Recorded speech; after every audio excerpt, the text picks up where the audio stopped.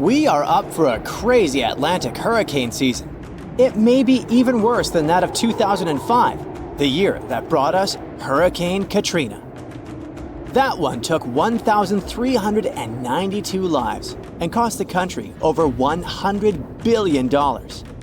Experts predict there will be between 17 to 25 total named storms. Some of these storms are about to become hurricanes, with winds reaching over 100 miles per hour or higher. We're already seeing storms sweep across the country, bringing dangers like tornadoes, flooding, and hail. You gotta thank the El Niño Southern Oscillation, or ENSO, for this. This complicated term has to do with El Niño and La Niña, the two giant forces that basically shape our world. Normally, winds in the Pacific Ocean blow west along the equator, moving warm water from South America towards Asia. This warm water is replaced by cold water rising from the depths of the Pacific. But during El Niño and La Niña, this usual pattern is messed up. El Niño is the warm phase of the ENSO cycle. During El Niño, the equatorial winds weaken, causing warm water to shift back towards the west coast of the Americas. This means less cold water rises to the surface. The weather in northern parts of the US and Canada become drier and warmer because of it. But there are wetter conditions in southern states. In the Atlantic, El Niño weakens hurricane seasons, and it ramps up hurricane activity in the central and eastern Pacific. In Africa, it brings more rain to East Africa but less to southern Africa, West Africa, and parts of the Sahara. La Niña is the cold phase of the ENSO cycle. During this phase, the westward winds along the equator in the Pacific are stronger than usual, and they push more warm water towards Asia. And because of it, colder, nutrient-rich water rises to the surface along the Americas' west coast. These colder Pacific waters push the jet stream northward, giving us drier weather in the southern US, but wetter and colder conditions in the Pacific Northwest and Canada. La Niña also brings warmer winters to the southern US and cooler than normal temperatures to the north. La Niña usually calms hurricane activity in the Pacific, but intensifies it in the Atlantic. In 2023, El Niño was in charge, and it took most storms up before they got to the US. But this year, we've switched to La Niña, and this lady brings us colder water in the Pacific and a pattern that lets storms move a little farther west and reach the Caribbean. And when they get there, they can easily move into the Gulf and affect Florida and other states. The upcoming intense Atlantic hurricane season also has to do with a strong monsoon season in West Africa. It creates moisture and waves off Africa's coast and can travel along the Atlantic and spur hurricanes. The Atlantic hurricane season runs from the 1st of June to the 30th of November, and most activity happens between mid-August and mid-October. Since the 1950s, tropical cyclones have been given names to make it easier for meteorologists to inform the public about them. You're more likely to remember that Leslie is coming than Hurricane X34D is on the way, right? So there are 20 names on the alphabetical list this year, from Alberto to Beryl to Valerie and William. Let's hope it won't get as terrible as the Galveston hurricane. The most fatal natural disaster in U.S. history hit Texas in the year 1900. A Category 4 hurricane smashed into Galveston, demolishing over 3,600 buildings with winds over 135 miles per hour. It took the lives of between 6,000 and 12,000 people. One of the reasons it became so fatal was poor communication policy. Days before the disaster, it was clear to a professional weather forecaster that the storm was moving west. But the Weather Bureau in Washington predicted it would go over Florida and up to New England, which was way off. The Bureau was just 10 years old then, so hurricane science in the US wasn't very advanced. Cuban scientists were excellent at tracking storms because their region is so prone to them. So they knew it was heading towards the Gulf of Mexico. Unfortunately, the director of the Weather Bureau was so jealous that the Cuban forecasters were better than the American ones that he cut off the flow of information from Cuba and made it difficult for local forecasters to issue warnings without going through Washington. In the days before the storm hit, the chief observer in Galveston began to suspect that Washington's forecast was wrong and tried to warn the city, but it was too late.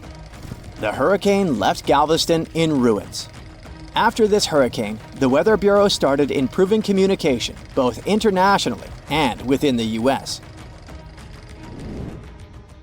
The officials in charge are doing everything possible to improve forecasts, support the people, and help the affected areas recover more easily after the hurricanes hit.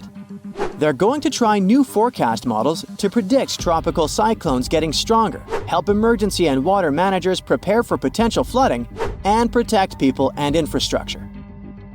Coastal weather buoys in the tropical Western Atlantic and Caribbean have been upgraded, and new drifters and sail drones, underwater gliders, and a lightweight drop sonde will provide real-time data. There are also some things you can do to ensure your safety before, during, and after a hurricane. If you live in a hurricane-prone area, Florida, Georgia, and the Carolinas, you must always be prepared before the high storm season. Make up a family disaster plan that will outline your actions during an emergency. Map out several evacuation routes in case your primary one is blocked, and decide on a meeting place if you get separated. You can arrange drills to teach family members how to shut off water, gas, and electricity, and even make sure the youngest knows how to call emergency services. Pack a disaster kit that will be ready to go at a moment's notice. It should include essentials like food, water, a first aid kit, and flashlights to last at least 72 hours on your own. You can buy a generator to make sure you have electricity in case of a power outage until the power returns. Keep it in a secure place, away from rain and rising water, with proper ventilation. You're also going to need self-powered radios and flashlights. If you can, add a safe room to your house that's strengthened to withstand high winds with reinforced concrete ceiling, floor, and walls. Make sure you have enough canned and non-perishable food and bottled water for at least 3 days. When the storm is about to hit, head north to get away from it, where it will be much weaker by the time it gets there. It's much safer to keep your family and pets together away from the storm than trying to ride it out at home. Try to go in one car if possible. Always follow local evacuation orders, especially if you're in a mobile home. Fill up your gas tank and give yourself plenty of time to get out. Never leave your pets behind. Debris, floodwaters, or flying objects can be dangerous for them. If you're staying put during a storm, you need a safe spot for you, your family, and your pets. This place shouldn't have any windows or skylights. If you're hiding at home, close all interior doors and secure the exterior ones. Quickly find an interior room with strong walls and no windows, like a bathroom or closet. If your home isn't safe, look for a community shelter. Get to your shelter at least 2 hours before the storm hits so it doesn't catch you outside. Bring a battery-powered radio with extra batteries for updates every 15 to 30 minutes. Never leave your shelter even if it seems calm, as conditions can get worse quickly, especially if you're in the eye of the storm. For extra protection, lie on the floor under something sturdy like a table. Don't use electric appliances, phones, or showers during the storm. Don't leave your shelter until you get the official all clear from the authorities. Be careful. There will be many hazards outside. You look out the window and see the trees moving uncontrollably. The winds are so powerful, they're practically tearing down anything in the street. There are also tons of water raining down on you. You're driving as fast as you can, but suddenly your car stops. You've heard the terms typhoon, cyclone, and hurricane, but you most likely don't know how they're different. The official scientific term for all three of them is a tropical storm. While they're practically the same thing, and they form the same way, they're different depending on where they occur. Hurricanes are the ones that form over the Atlantic Ocean or the Eastern Pacific Ocean. Tropical cyclones act as giant engine turbines powered by warm, moist air and form only over warm bodies of ocean water near the equator. The warm and moist air surrounding the ocean rises and leaves low-pressure air close to the surface. In turn, the air below becomes moist and warm and also rises. The cycle goes on, with warm air pushing up and squeezing the low pressure near the surface, only to rise as warm, moist air. When the warm, moist air cools off, it forms clouds. These clouds create the tropical storms we all fear. The storms spin the same way as the Earth is rotating. So, storms to the south of the equator rotate clockwise, and storms north of the equator spin counterclockwise. The eye of the storm happens when the storm spins so fast that it actually becomes visibly clear in the center with low air pressure. But you'd have to look at it from above, which is super risky. Tropical storms normally move at around 39 miles per hour. Tropical cyclones are way faster, around 74 miles per hour. They're also known as hurricanes. If you're standing at the tip of the North or South Pole, the Earth's rotation will appear to stand still, even though the rest of the Earth is experiencing day and night like everyone else. In the poles, you have really long nights and days that last for months. Over at the equator, time moves along with the distance around the planet, which is around 25,000 miles long. The Coriolis effect makes wind patterns traveling long distances around Earth appear to move in a curve rather than a straight line. And because of the planet's unique shape, the speeds are different. It affects the Coriolis force and hurricanes as well. Because there's no curving of the object's path as measured relative to Earth's surface at the equator, the Coriolis force equals 0. A hurricane starter pack includes deep, warm ocean water. It all happens in the moist middle layers of the atmosphere, with a chilly atmosphere on top. It also takes some low wind and some surface disturbance. And it can stretch around 300 miles away from a large body of water where the center of a large hurricane is. The good thing is that hurricanes get weaker when they hit the land, because the warm water in the middle of the ocean isn't giving it the juice it needs to stay pumped. But it'll still carry a sustainable amount of damage with the strong winds and rain. In 1900, one of the biggest hurricanes struck near Central America and in the Gulf of Mexico. It then went as far as Florida and Texas, and is considered to be the most devastating hurricane in the United States' history.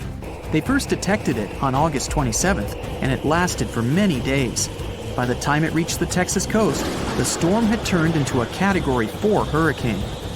Hurricanes are categorized on wind speed and intensity, using something called a Saffir-Simpson scale.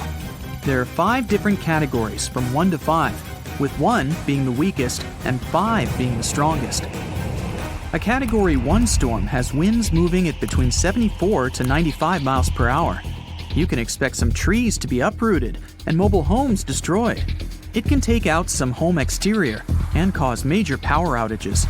Category 5 hurricanes speed up to over 155 miles per hour and leave nothing in their path. They can even wipe out some buildings right off their foundation. And because the winds are faster, there is more damage around its radius. Another thing to expect is lots and lots of flooding. The people of Galveston had less than 4 days to prepare for the arriving storm that even stretched out to Oklahoma and Kansas with 20-foot flash floods. The Great Hurricane then made its way to the Great Plains and turned towards the Great Lakes, New England, and reached southeastern Canada. The storm was so bad that more than 3,600 homes were damaged, even though they were sturdy enough to withstand the storm. Given the population numbers back then, it was equivalent to hundreds of thousands of houses destroyed, if not millions. The total property damage was around $30 million then, which would be a lot more now because of inflation. After the devastating storm, the people of Galveston built a 3.5-mile seawall and raised the whole city level by as much as 16 feet. Eventually, they raised the seawalls to 10 miles, just in case. If a storm like the one in Galveston struck in modern times, there wouldn't be enough places for everyone to hide. The population has increased significantly all over the areas where the storm struck back in 1900. So, imagine yourself sitting in your car and getting the breaking news. It says a storm has just hit the Gulf of Mexico and east of it near Cuba. No biggie, since you're all the way in Texas. So you drive back home. There's plenty of people at gas stations and in supermarkets. The news now states that the storm will likely gain momentum and strike right where you live. Okay, now it's time to panic. You want to get some stuff to prepare for the incoming storm, but all the shelves are empty by now. Everyone is pushing and shoving like at a rock concert. You grab whatever you can find and make your way back to your car. You're lucky enough to purchase some extra gallons of gasoline, just in case. You drive from supermarket to supermarket to try and get some stuff, but you're out of luck. Finally, you find a place that still has some essentials. You start stocking up your shopping cart when the local news urges everyone to evacuate. You only have a matter of hours to leave. But you left your dog at home! You rush against the traffic to get there. Your entire neighborhood is completely empty. You fetch your precious pooch and grab some important things before leaving. There's just a little time left, and you can already start to feel the winds picking up and the ocean nearby. The news tells you the hurricane has already struck Florida. You get in the car, but it won't start. Since you were driving so fast, you didn't realize that you emptied your gas. Good thing you got those extra gas cans on the way. With half a tank, you can get out of your city and into a safe place where everyone is going. The winds are getting stronger. There's no way you're going to outrun this storm. There's no one in sight since they all left early. It starts raining heavily. You can see some trees swaying like crazy. Finally, you find something that looks like a large shelter. You reach it to find out that it's just an abandoned mall. And then, the worst happens. You realize you've been going in the wrong direction all this time. You get out of the car for a bit to stretch out and see which road to take. The winds are so strong that you go back to the car only to find out that your dog ran off. You can't find her anywhere. You drive around and call out her name, but she doesn't respond. You see her standing behind some bushes barking.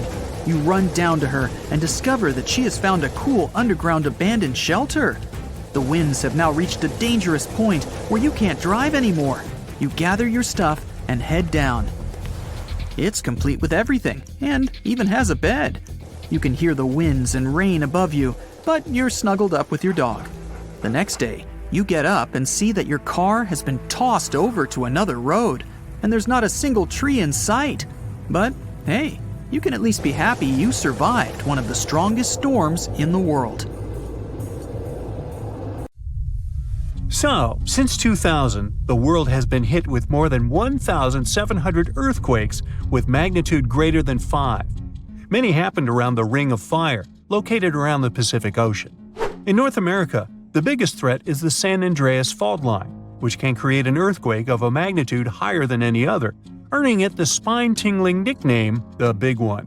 The potential destruction of California is a terrifying prospect that could have unimaginable consequences. But the Big One is just the beginning of what's to come. Bad news! Scientists have predicted an earth-shattering event that will occur in 2030. Like it or not, there's a 70% chance that we'll experience the Big One, and it will be an earthquake with a magnitude of 6.7. The San Andreas fault line will cause the Big One, but what is scary is that we can't predict it. On the other hand, a massive earthquake occurs every 100 years. This means there's always time to prepare for a natural disaster. If we traveled back in time, we'd see a few significant earthquakes like the ones that wiped out San Francisco and Fort Tajon. Buildings made a long time ago are not quake-proof. They will collapse. Even if they survive, you should not enter them. But buildings are not the most dangerous part. You should watch out for electrical lines and gas pipes. Your hill house might be lovely, but it is extremely unsafe. During quakes, the hill can turn into a massive landslide that will destroy everything in its path. Say goodbye to road trips because all the roads will be ruined. You should have some spare water and food since you won't be able to go to the supermarket. This disaster won't be cheap. It will cost the U.S. around $200 billion to recover from the quake. At least the earthquake will not trigger tsunamis, but there's something that can cause more damage than the big one. The notorious Cascadia subduction zones start in California and ends up all the way in Vancouver, Canada. The San Andreas fault line is nothing compared to this zone. It can wipe the whole coast off the face of the Earth, an example of hyperbole. Subduction zones are tectonic plates forced to be one under the other and constantly pulling apart. One is called the North American Plate and the other is the Juan de Fuca Plate. Zones like these are not to be messed with, since they are terrifying hotspots for earthquake activity and extremely dangerous because they cause massive underwater quakes. But they are underwater, so what can they do to us? Well, they can cause giant tsunamis, flooding cities, and destroying the coastline. Right now, the most active zone is the Ring of Fire. The Cascadia zone might be less active, but it is like a sleeping beast that can wake up and destroy everything in its path, causing a groundbreaking earthquake. The last time all this stress was released was in the year 1700. Unlike the San Andreas quake, this one will cause massive tsunamis and much bigger shocks. Let's hope you'll be camping in an open field at that time, because most buildings and bridges will likely be destroyed. Also, be ready for the aftershocks, as they'll be devastating. Nature won't be spared either. Landslides will change animals' habitats. Even our homes will be changed forever. Luckily, there is a light at the end of the tunnel, and scientists are doing everything they can to ensure our safety. New rules are implemented. Every new building must be able to withstand massive shocks. They're developing modern warning systems, and every new infrastructure must follow strict quake-proof guidelines. The Juan de Fuca and the North American plates are locked together, but they won't stay like that forever. When they unlock, get ready for a massive shake. The closer you are to the epicenter, the more damage you'll experience. But even if you are lucky to be far away, you may still feel the ground shaking for some time. Now, if we compare the Cascadia subduction zone and the San Andreas fault, we'll see how much more dangerous the Cascadia zone is. In 1994, there was an enormous 6.7 magnitude earthquake in the Northridge area, close to the San Andreas fault. Sadly, many people didn't make it, and some were injured. Back then, buildings were not strong and earthquake-proof, and many of them were damaged. The Cascadia subduction zone can potentially cause a magnitude 9 earthquake. A magnitude 6 quake has the power of around 44 million pounds of dynamite, but a magnitude 9 has the power of 44 trillion pounds of dynamite. The strongest ever recorded quake was in Chile. Its magnitude measured 9.5, and it destroyed most everything. So let's say you've survived the quake, but the struggle is far from over. Soon after, a massive tsunami will strike, with waves that might reach up to 100 feet in some areas. That's so unlike the San Andreas earthquake, which can't produce any significant waves. So say goodbye to your beautiful garden, since salt water will destroy trees and plants, changing the environment for a period of time.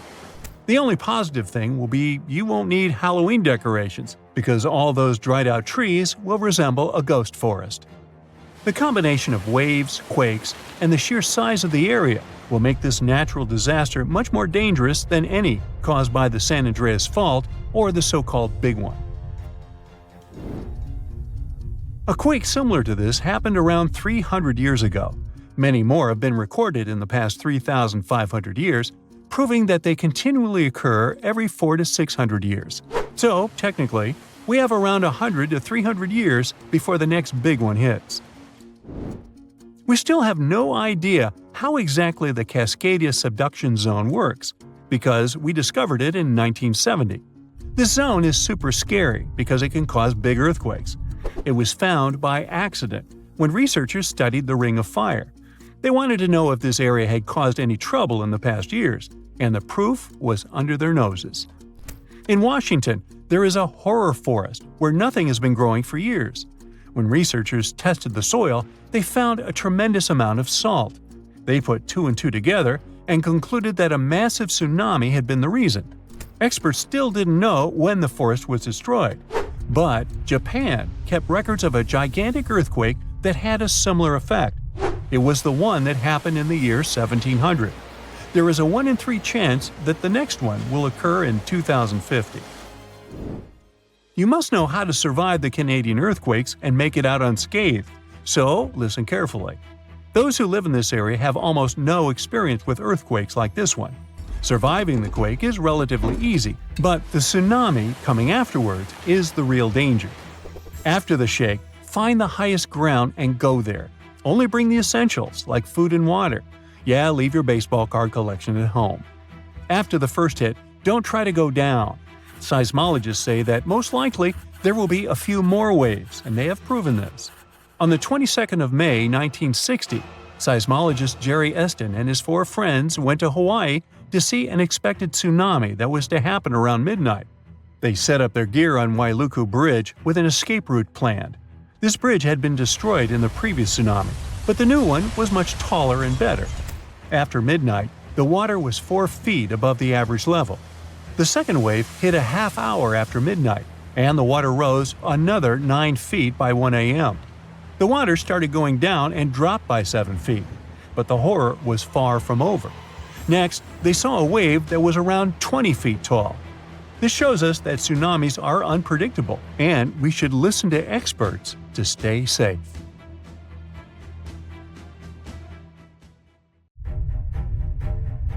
There is a powerful force hiding underground where tectonic plates meet, and one forces another under it. This happens in the Pacific and Indian Oceans. Strain builds over centuries. The tension is unbearable until the megathrust awakens. The Earth shakes with a magnitude that can exceed 9 points, more powerful than any other earthquake. When the seafloor suddenly gets pushed up fast, it sends a huge ripple across the water, and a tsunami of huge force is out. These waves are called teletsunamis, and they cross entire ocean basins, ready to take over coastlines thousands of miles away.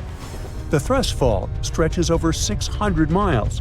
The Earth is not just shaking, it feels like it's tearing apart. This is the power of a megathrust earthquake. Those caught in its path will have to fight for their lives. Japanese authorities recently had to issue their first ever megaquake advisory. It happened because of a strong tremor on the edge of the Nankai Trough ocean floor zone. In the end, most of the warnings were lifted, and there wasn't much damage from the 7.1 magnitude earthquake. Parts of southwestern Japan started to shake, and the superfast trains in Japan slowed down to stay safe, which made travel slower for everyone. But everyone is staying alert as they know about the risk of a megathrust earthquake that could happen within the next few decades in the Nankai Trough. The tectonic plate under the Philippine Sea is slowly sliding underneath the land where Japan is, moving just a few inches every year. The last big earthquakes from this area happened in 1944 and 1946, both with a magnitude of 8.1. These quakes have caused a lot of destruction in the country. The next megathrust earthquake in the region, if it does happen, could be between a magnitude 8 and 9. Scientists still can't agree on how likely this mega earthquake is to happen, but it could be up to 80% certainty. On the other side of the Pacific, scientists from the U.S. Geological Survey have studied a dangerous area along the U.S. West Coast. It's called the Cascadia subduction zone, and it stretches from northern California to northern Vancouver Island in Canada. Over the past 14,200 years, there have likely been at least 30 big earthquakes in this region. One major quake happens every 500 years on average. But for a long time now, Cascadia has been quiet, and it worries scientists. They think this might be because the area is locked, meaning the tectonic plates are stuck together and building up a lot of pressure. Eventually, the part of the seafloor could suddenly break and move by several feet. The shaking would be just 5 minutes, but it would create a powerful tsunami as the seafloor shifts that would last for 10 hours. If it happens, it's going to be the worst natural disaster in the country's history, according to experts. The ground on some inland hills could turn into something like quicksand. This would cause the hillsides to slide and crumble, taking down roads and bridges. Around 620,000 buildings could be badly damaged or even collapse, including about 100 hospitals and 2,000 schools. People in Washington state might have to take care of themselves without help for 2 weeks, finding food, water, and shelter on their own. Scientists are studying slow slip events, where the tectonic plates move very slowly over weeks or months, releasing some energy but not enough to stop a big one. Every time the magnitude of an earthquake goes up by just one number, the energy it releases is 40 times bigger. So we'd need about 1 million small earthquakes every day for 500 years straight to release the same energy as one huge magnitude 9 earthquake. But these small earthquakes might be clues that a bigger earthquake is coming. To better monitor the Cascadia fault, experts are mapping the fault more accurately and adding better monitoring tools offshore. Scientists receive over $10 million to install seismic sensors and seafloor pressure gauges on a fiber optic cable off the coast of Oregon. The goal is to be ready to warn people and potentially save lives when a big earthquake strikes.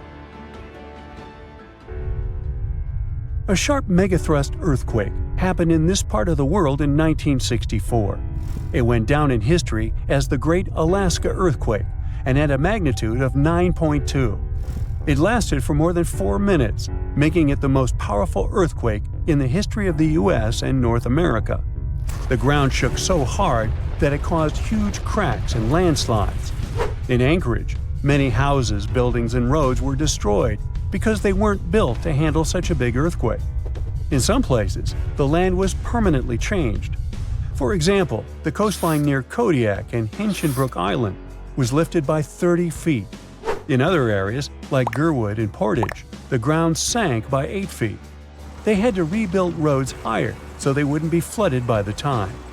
A huge 27-foot tsunami wiped out the entire village of Chiniga. Many coastal towns were heavily damaged, not just by the earthquake, but also by tsunamis and the fires that followed. After the main earthquake, there were thousands of smaller aftershocks for months. A moderate earthquake of magnitude 4.4 shook Los Angeles in August 2024. Once it was over, the LA Fire Department checked around the city and didn't find any major damage or anyone hurt. In the nearby city of Pasadena, which is close to the earthquake's epicenter, a water pipe burst inside City Hall and everyone had to leave the building. Thankfully, there was no danger of a tsunami. The best we can do to avoid panic in such situations is to be prepared. Japan is one of the places on Earth where earthquakes happen the most because it sits on the edges of 4 tectonic plates. Around 1,500 of these earthquakes each year are noticeable. Because of this, the people in Japan have learned to live with earthquakes. The 1950 law set a rule that buildings should be able to handle earthquakes up to a magnitude 7 without falling apart. An update 30 years later said that buildings should only have minor damage in such earthquakes and still work as usual. But if an earthquake is even stronger, the law says the building's main job is to not collapse and save people's lives. At the most basic level, buildings are made stronger with thicker beams, pillars, and walls so they can handle shaking better. Another technique is placing special pads made from materials like rubber at the base of a building. Some buildings are even built on thick layers of padding that separate them from the ground completely, which helps protect them during an earthquake. A skyscraper might sway back and forth a lot, moving up to 5 feet. To stop it from getting damaged, engineers can add something called dampers every second floor all the way to the top. These dampers are like giant bicycle pumps, but instead of air, they're filled with liquid. When the building shakes, the dampers push against the liquid inside them. Even though the liquid doesn't squish very much, it can still absorb some of the shaking. When they're building tall skyscrapers, engineers try to make the structure as simple and balanced as possible. This means having each floor the same height and placing the support columns evenly. But sometimes, architects who design skyscrapers don't want to make these compromises because they have creative ideas for how the building should look. Then they have to find compromise solutions. For example, Tokyo's Skytree Tower, one of the tallest buildings in the world, is designed in a futuristic style but also includes special features to protect it from earthquakes. It has a central pillar, like in traditional Japanese pagodas, and seismic dampers that help absorb the energy from an earthquake, keeping the building safe. The strongest earthquake ever to strike east of the Mississippi River that happened over 200 years ago was never over, according to some scientists. Most earthquakes last seconds to minutes, and the official record breaker so far is a silent one in Sumatra that was going on for 32 years. This slow slip event triggered a massive quake and a tsunami. So if it's true that the new Madrid earthquake is still sending aftershocks, we'll have a new top name for this sad list. The earthquake started in December of 1811 with a powerful quake in a sparsely populated part of northeast Arkansas. They felt the shaking almost 1,000 miles away in the White House, and the tower bells were ringing in Boston, even further away. It even made the mighty Mississippi flow backward for a few minutes over new waterfalls formed by shifted ground. The town of New Madrid, Missouri, completely disappeared in the disaster. The Earth wouldn't stay still until the end of January the following year, when things got serious again. A massive quake hit, this time near the junction of the Ohio and Mississippi rivers, right in the Missouri boot heel. Geologists believe it was a rupture on the New Madrid Fault, putting even more strain on the nearby Reelfoot Fault. Just when people thought it couldn't get worse, another 2 weeks of trembling passed, and the Reelfoot Fault snapped deep beneath New Madrid. Down in Tennessee, about 15 miles south of New Madrid, the ground uplift created Reelfoot Lake. Steamboats were chugging along the river, with thousands of trees floating and acres of woods torn apart by the quake. In St. Louis, Missouri, which is 160 miles away, buildings were badly damaged, and chimneys fell in Cincinnati, Ohio, 400 miles away. People all the way in Montreal, Canada, over 1,000 miles away, felt the earthshake. Seismologists have registered about 200 small earthquakes in the New Madrid seismic zone every year since 1974. Some researchers believe that up to 30% of those were aftershocks from those big quakes back in 1811 and 1812. In parts of the U.S. where there's not much tectonic action going on, these aftershocks could keep rumbling for years, maybe even centuries, after the big ones hit. Aftershocks are the Earth's way of releasing all that built-up stress from the main quake. When the ground shakes from the first earthquake, it puts a lot of pressure on the rocks nearby. And when those rocks can't take it anymore, they crack, causing even more shaking. That's the aftershock. And they can be pretty intense, especially right after the main quake, but weaken over time. Not all scientists agree that contemporary earthquakes have to do with those from 200 years ago. We mostly associate faults with those lines where Earth's plates meet. But there's a whole network of those right under the center of the North American plate. They're like relics from 750 million years ago, when North America was part of a supercontinent called Rodinia. When Rodinia started to break up, it left behind these rifts, weak spots in the Earth's crust that run deep beneath the modern Midwest. It could explain the earthquake action. An international team of geologists decided to take a fresh look at 3 major earthquakes that shook North America and end the debate. They used a new math method called the nearest neighbor. It says that if earthquakes are too close in space, time, and magnitude to be independent background events, then one is assumed to have triggered the other. Depending on how you look at the numbers, somewhere between 10 to 65% of the recent quakes in the region could be aftershocks of those historic earthquakes. And a huge quake that hit Charleston, South Carolina at the end of the 19th century might explain up to 72% of the earthquakes in the area since then. But not all places are the same, so the scientific debate continues. In 1774, British explorer James Cook noticed a glow in the distance. It was the volcano of Mount Yasur in Vanuatu. This bad boy had been spewing lava and ash ever since, and it's quite likely that it's been doing that for way longer. The volcano has been sitting at alert level since October 2016, which means things are really unsettled around there. They've even marked off a 2,000-foot radius around the crater to keep people safe. There have been low to moderate outbursts, shooting out ash, gas, and steam, and some bigger blasts throwing stuff outside the crater. Satellite images have picked up on some hotspots of sulfur dioxide plumes, showing that Yasur is still cooking up a big storm down there. Stromboli, one of the volcanic islands near Sicily, officially has the Guinness World Record as the longest continuously erupting volcano. It has been putting on a fiery show for over 2,400 years straight. Ancient sailors nicknamed it the Lighthouse of the Mediterranean. Most of the time, Stromboli's just spitting out spatter, but every now and then, it throws in some lava flows or shoots up some moderately high fountains. Sometimes, you might even catch a glimpse of steam-driven outbursts. Over 200 million years ago, the world went through a major makeover, with not one, not two, but 4 massive volcanic eruptions changing the game. It all happened in Rensselaer, a large chunk of island that used to be a supermassive volcano stretching across what's now British Columbia and Alaska. This volcanic activity might have helped dinosaurs grow from cat-sized critters into giants we saw in Jurassic Park. It kicked off a 2-million-year rainy season. It made the whole world hot and humid, and the dinos just loved it. Researchers dug deep into sediment layers beneath an ancient lake in China to uncover these secrets. They found traces of volcanic ash and mercury, clear signs of those epic eruptions. There were carbon signatures showing huge spikes in carbon dioxide levels, making the atmosphere toasty and the rain pouring down.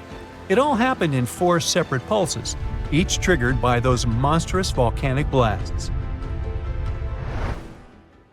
There's a spot in a national park not too far away from Sydney, Australia, where a fire has been raging deep underground for at least 6,000 years. They call it Burning Mountain, and it's a coal seam fire, burning its way through a layer of coal beneath the Earth's surface. Once these underground fires start, they're pretty much impossible to put out. This ball of fire is up to 30 feet wide and extremely hot, but there's no flame, it's smoldering. The fire has been creeping along at a pace of about 3 feet per year. A local farmer first spotted it in the 19th century and thought it was a volcano. The people who have lived here for ages believe this place is sacred. They've used it for cooking and crafting tools, and tell that it started from a widow's tears or the torch of a hero. But experts think it could have been a lightning strike or coal heating up like a summer barbecue from the interaction with oxygen. Some say it might have been burning since before the dinosaurs roamed the Earth. No one knows exactly how long this mountain will burn or in what direction it'll move. Right now, the coal has enough oxygen to burn for centuries or even millennia without human intervention. The fire is heating up the mountain like a giant oven, making it crack and crumble, inviting in more oxygen to feed on. Even if humans decide to take action, these coal seam fires need truckloads of water and liquid nitrogen to tame them. Several years ago, explorers noticed that the smolder was creeping close to a cliff overlooking a little river. And depending on what the coal seam decides to do next, we could see some dramatic changes here in the coming decades. There could be flames with much more heat, or the coal seam could go deep, extinguish itself, and smolder out. You step on the surface of the moon. It's unusual. You definitely feel lighter here, and it's easier to walk. You decide to check out that obsessive idea of yours, jump on Earth's natural satellite. And even despite your bulky spacesuit, you literally fly up into the air. Woohoo! Anyway, you continue your walk on the surface of the moon when you feel something strange. The ground under your feet is it shaking? It feels as if an earthquake has just started on the moon. But that's simply impossible. Or is it? Surprisingly, your gut feeling hasn't let you down this time. Moonquakes do exist.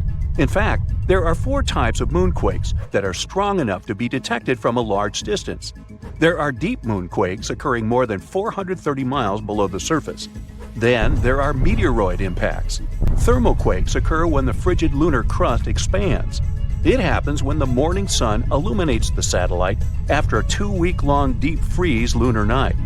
And there are also shallow moonquakes. They're the only ones that are similar to earthquakes on our planet.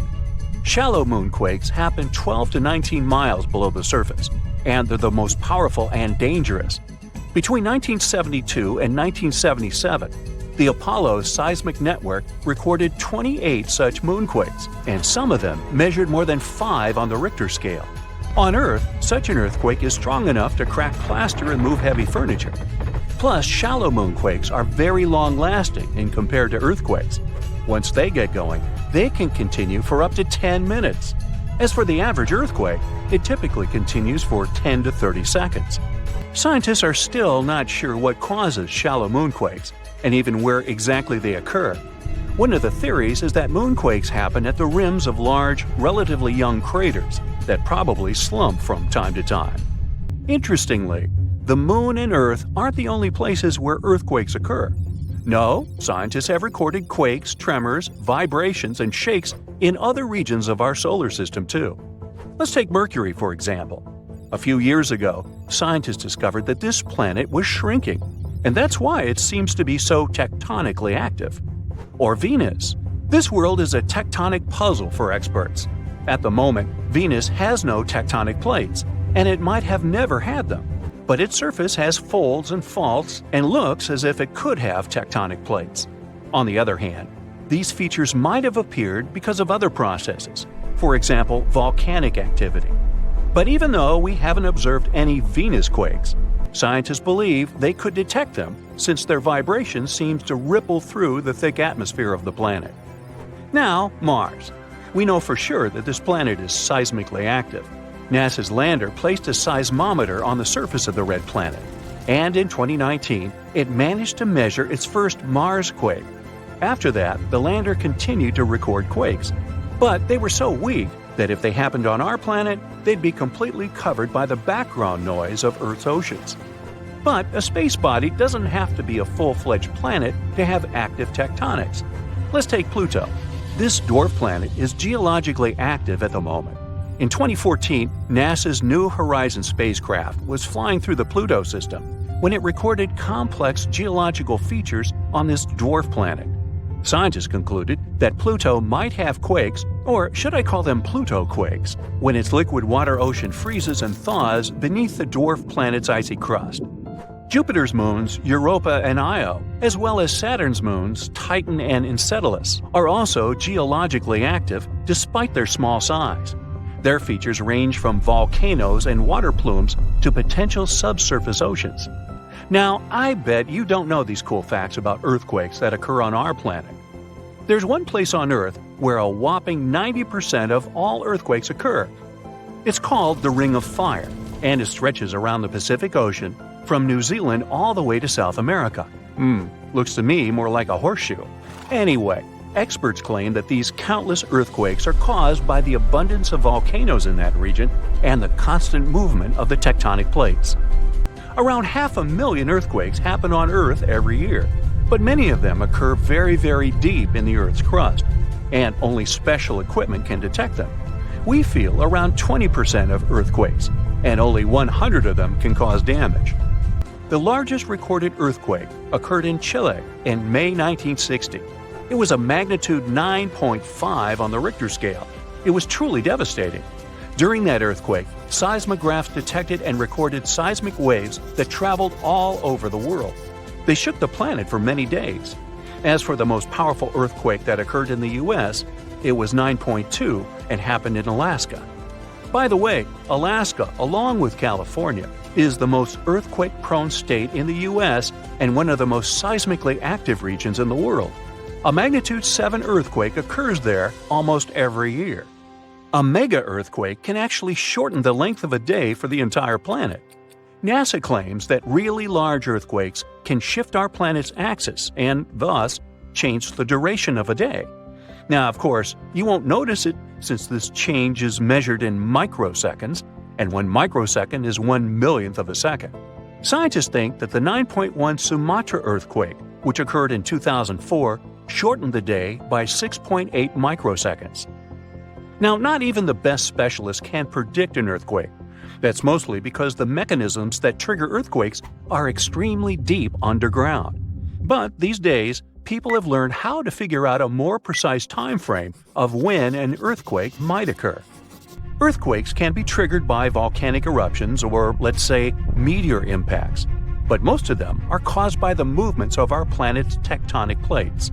Earth's surface consists of 15 to 20 constantly moving tectonic plates.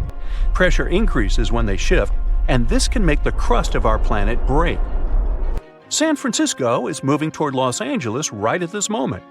The speed of its movement is about 2 inches per year. That's as fast as your fingernails grow. It's happening because the two sides of the San Andreas Fault, which is the continental fault extending 750 miles through California, are slipping past each other. So, in several million years, Los Angeles and San Francisco will be neighbors.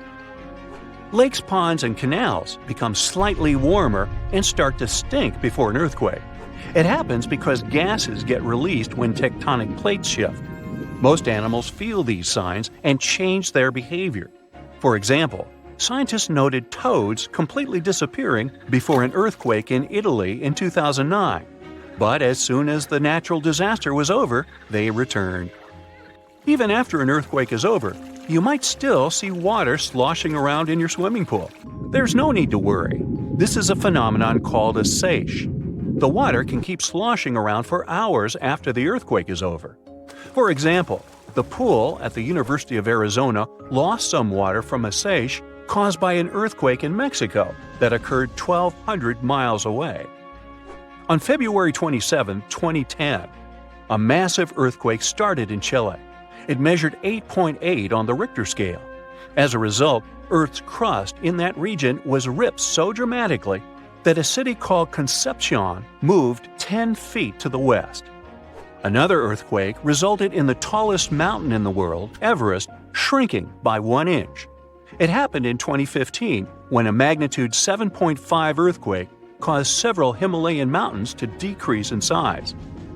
The Japanese used to believe that earthquakes were caused by namazu, a giant catfish that lives submerged in the mud under the Japanese islands. The fish would thrash about, causing seismic activity. As for the ancient Greeks, they were sure that a powerful sea deity, Poseidon, produced earthquakes by hitting his trident against the earth when he was angry. According to Hindu mythology, 8 elephants hold Earth in place. They are, in turn, balanced on the back of a ginormous turtle, standing on the coils of an even larger snake. And every time any of these animals moves, an earthquake occurs. An earthquake in Indonesia began in 1829 and lasted a mighty 32 years. It reached its climax in 1861 and hit a magnitude of around 8.5. It was caused by the tectonic plates below the island slowly clashing against each other. Researchers discovered that the quake had been building for some time after analyzing the coral in the area. They found it was being periodically exposed to the open air. That was caused by the gradual earthquake moving the land up and down. Scientists call these decades-long silent earthquakes slow slip events. A single lightning bolt can warm the air to around 54,000 degrees Fahrenheit. The heat makes the air expand quickly, creating a shock wave or boom, which we know to be thunder. There are close to 3 trillion trees on Earth. That translates to roughly around 422 trees for every person. Before humans, the number was nearer to 6 trillion. Almost 70% of the Earth's surface is covered by water, which on average is around 2.5 miles deep. 97% of Earth's volcanoes lie underwater, as well as the mid-ocean ridge, a massive mountain range that is over 40,000 miles long. Humans have mined around 190,000 tons of gold from the planet. Experts predict there is around 20% still left to be mined, but this figure is constantly changing.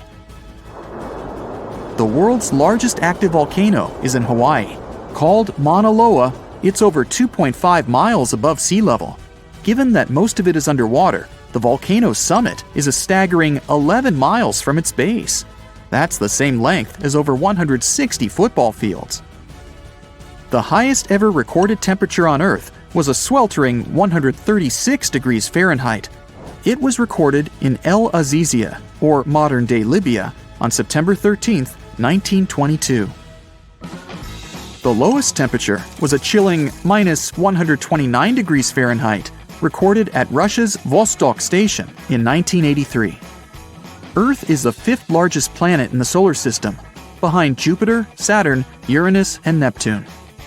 It has a circumference of roughly 25,000 miles, and it would take the average person around 8,300 hours to walk around the face of the Earth. The separation between Earth's land masses would make such a trek almost impossible, though. It takes 365.25 days for the Earth to orbit the Sun.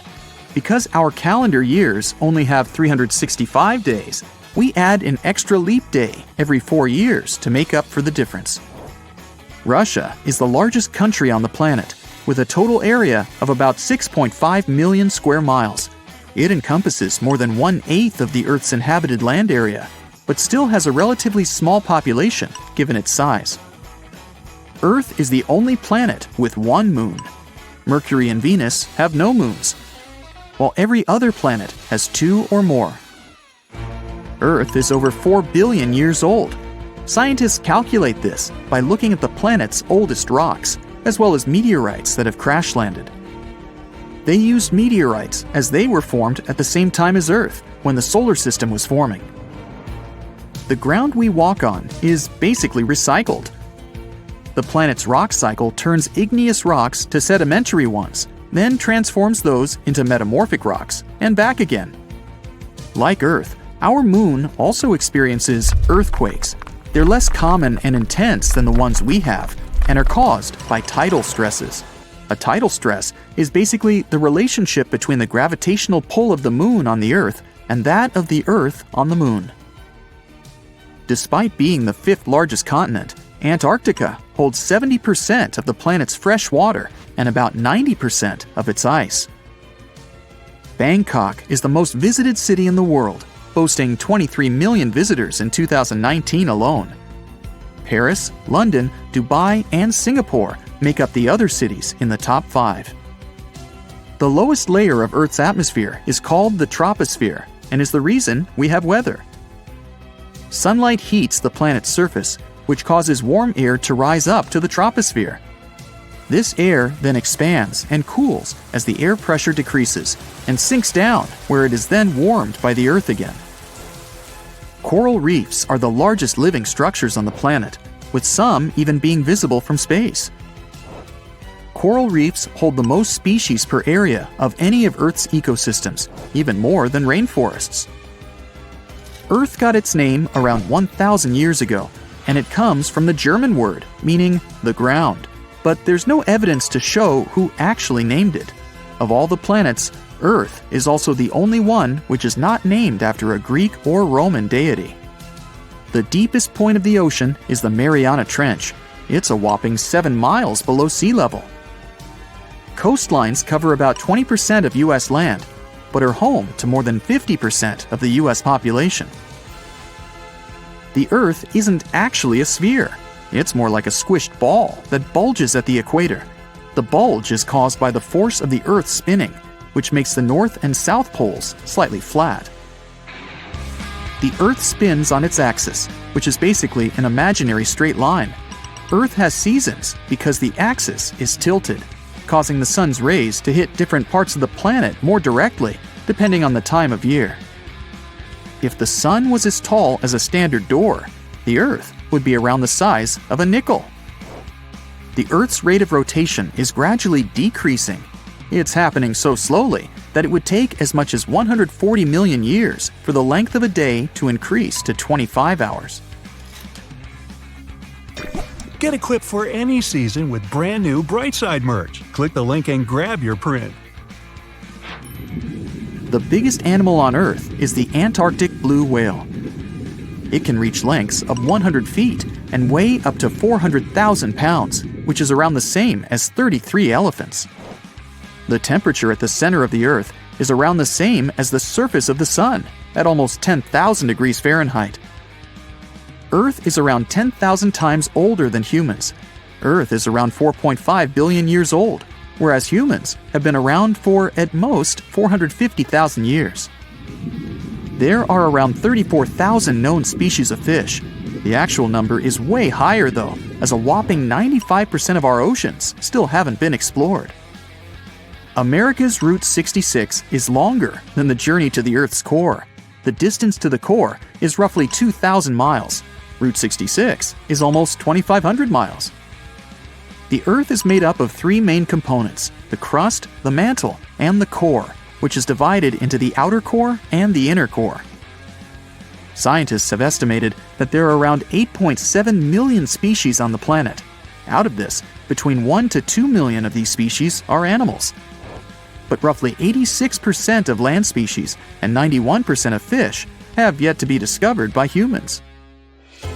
Ancient astronomers used to think that the Earth was the center of the universe. For 2,000 years, they believed the Earth to be static, while other bodies traveled in orbit around us. In 1543, Copernicus published his sun-centered model of the solar system. Earth is the densest planet in the solar system. The density varies across its different crusts, but the planet's average density is just over 3 ounces per cubic inch. Mount Everest is the highest point on the planet. Its peak is the highest altitude above sea level at around 5.5 miles. Each year, 1 septillion crystals of snow fall on Earth. That's a trillion snowflakes. Snow covers about 31% of Earth's land area each year. Of Earth's water, only around 3% is fresh water. The other 97% is salted. Of that 3%, about 2% is frozen in ice and glaciers. So, less than 1% of the planet's fresh water is actually in lakes, rivers, and underground. The world's largest inland body of water, or lake to us normal people, is the Caspian Sea. It has an area of 140,000 miles squared. The world's deepest lake is Lake Baikal in Russia and is 5,300 feet deep. Earth's atmosphere is roughly 78% nitrogen and 21% oxygen, with small amounts of water vapor, carbon dioxide, and other gases. No other planet is believed to have this much oxygen, which explains why Earth is the only planet where life has been discovered so far.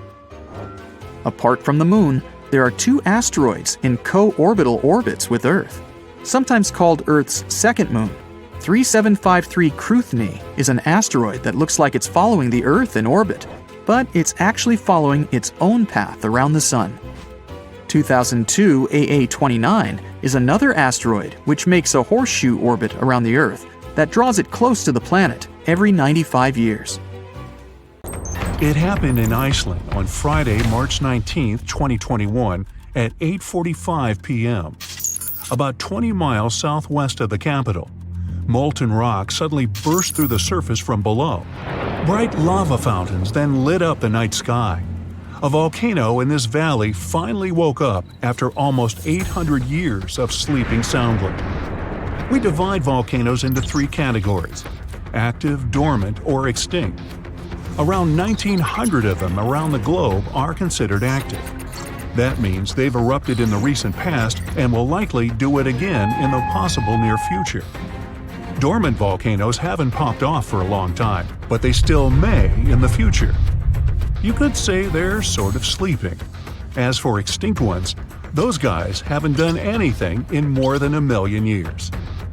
The eruption in Iceland wasn't super explosive, and this all happened 6 miles from the nearest town, so everyone was perfectly safe. Many even came to see it up close, while other brave visitors tried to fry eggs and bacon on the lava. Just be careful not to burn your breakfast black. Lava can be over 2,000 degrees Fahrenheit. It burns everything in its path. Yet it also produces some of the most fertile land for agriculture. This eruption gave a relatively small amount of lava at first, but it's been spreading across the valley in different directions, forming a sort of shield that's constantly growing. You can never really predict how fast a lava flow will be until you see it. It all depends on how thick it is and how steep the mountain slope. Lava can ooze slowly at about 20 feet a minute, a fraction of the average person's walking speed. Or it can flow as fast as 30 miles per hour, which even the fastest person on Earth can't outrun. But the lava isn't even the most dangerous thing about volcanoes. That would be the toxic gases spewing from the eruption. And those spread faster and further than the lava flow. Luckily, in Iceland's case, the wind has been blowing these gases away from residential areas. Scientists weren't surprised this volcano erupted. They knew it was coming. Increasingly stronger earthquakes had been shaking this area for the past 15 months. There were 50,000 earthquakes within just the 3 weeks leading up to the eruption. That's 100 per hour. The volcano has been active since March. And geologists say this could last for weeks, months, years, or even decades of constant eruptions in the area. Mount Shasta is in the top 5 most dangerous volcanoes in the U.S., so geologists are keeping a close eye on it. The last eruption was in 1250. I wasn't around then, but this volcano erupts every 600 to 800 years, which means tick-tock, we're due any day now. About an hour from Portland, Oregon, there's an active volcano that last erupted in the 19th century. Next time it goes off, scientists think it'll produce larger amounts of ash and dust. This could cause an electrical blackout and make water unsafe to drink in the area. But the experts pay close attention to Mount Hood. They'll be able to give plenty of warning so people can react in time. Kilauea is one of the most active volcanoes in the world. It's been erupting almost constantly since 1983, making it also one of the longest eruptions known on Earth. It's the youngest land volcano in Hawaii. Volcanoes can take thousands of years to form, but others can pop up practically overnight. A volcano in Mexico just erupted in an open field in 1943 and started growing from there. Within a year, it was almost 1,500 feet tall. When the eruptions finally stopped 9 years later, the mount had reached a height of over 9,200 feet. Mount Fuji is an iconic symbol of Japan. The last time it erupted was in 1707, and it sent a shower of burning rocks as far as 60 miles away. If a similar eruption happened today, Tokyo would be within that vicinity. Mount Fuji is right on the Ring of Fire, that horseshoe-shaped region in the Pacific Ocean full of active volcanoes and earthquakes. From one end to the other, it's almost 25,000 miles long. It could wrap all the way around the Earth's equator. In January 2020, Taal volcano in the Philippines started spewing lava, sending huge plumes of ash half a mile up into the sky. The eruption even triggered a rare phenomenon, a dirty thunderstorm. That's when the smoke cloud above a volcano produces its own lightning. The chance of volcanic tsunamis was also high. Those are usually caused by tectonic movements that occur because of volcanic activity. Taal has erupted more than 30 times in the last 450 years. This volcano in Ecuador last erupted in 2016. Scientists think it might be showing some early warning signs of magma on the move. This is an active stratovolcano, a specific cone-shaped type with steep sides. They form from sticky lava that doesn't flow that easily. That lava goes around the vent, cooling and piling on itself to form these steep walls. These types are more likely to produce explosive eruptions like the ones we see in movies. Ruapehu is the oldest national park in New Zealand, a volcanic wonderland where you can closely see all those steaming craters, magnificent lakes, and unusual rock formations. It last erupted in 2007 and has had 10 eruptions since the mid-19th century.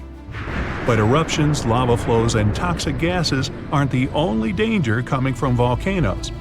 There's also a thing called lahar, a kind of volcanic mudflow of debris. In between eruptions, snow melts and a lake forms in the caldera. If the last eruption brought mud, ash, and rocks in the lake, it becomes dangerously full. In that case, only a temporary dam holds it back. Indonesia has the biggest number of active volcanoes in the world, including one called Anak Krakatoa. It means child of Krakatoa, and its famous parent isn't far away. A huge tsunami in 2018 partially woke Junior, a scary thought since Senior had one of the most powerful eruptions ever seen on this planet in 1883. Krakatoa's boom was the loudest sound ever heard. People over 2,000 miles away could hear the explosion.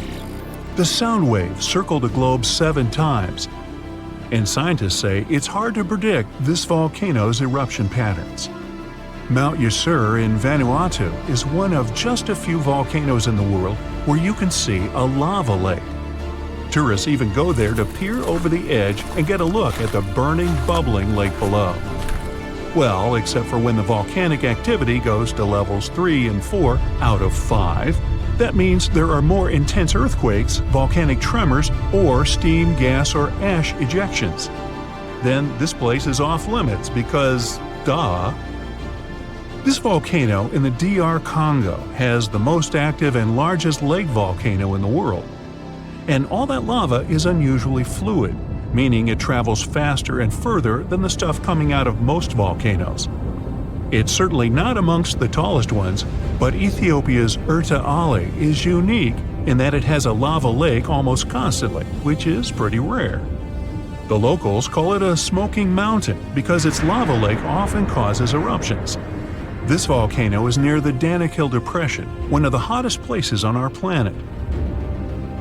Merupi has been erupting on a regular basis since the mid-16th century. This volcano helps scientists do crucial research on how eruptions work and how they can warn people in time. After it was dormant for a while, this volcano in central Mexico sprang back to life in 1994. Ever since then, it's been producing huge mud flows and strong explosions in unpredictable intervals. In the past, enormous eruptions coming from this giant buried entire cities in pyramids. Imagine staying in a hotel and waking up to the magnificent view of a massive volcano covered in glowing rivers of lava and clouds of ash. When it lets off heat, visitors to this area in Guatemala take a chance to roast some marshmallows there. One of the most active volcanoes on Earth is on a small island north of Sicily. Stromboli has regular explosions, together with glowing lava coming from vents inside the crater. Not too far away is Etna, Europe's most active volcano and one of the biggest continental ones in the world. By the way, Earth definitely isn't the only planet with volcanoes. The largest one in our solar system is on Mars. It would cover the entire state of Arizona, and it rises nearly 3 times higher than Mount Everest. Ooh, don't look down.